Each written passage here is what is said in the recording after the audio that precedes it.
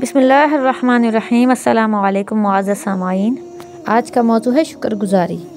ایک نوجوان نے ایک بزرگ سے پوچھا کہ اللہ تعالیٰ اپنے نافرمان بندوں سے کیا اپنی نعمتیں چھین لیتا ہے؟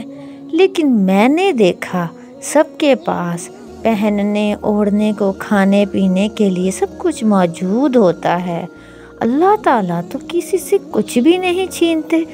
بزرگ مسکرائے اور پوچھا، کیا تمہاری نماز میں خشوع و خضوع ہے؟ نوجوان بولا، نہیں۔ کیا قرآن کی تلاوت کرتے وقت لذت محسوس ہوتی ہے؟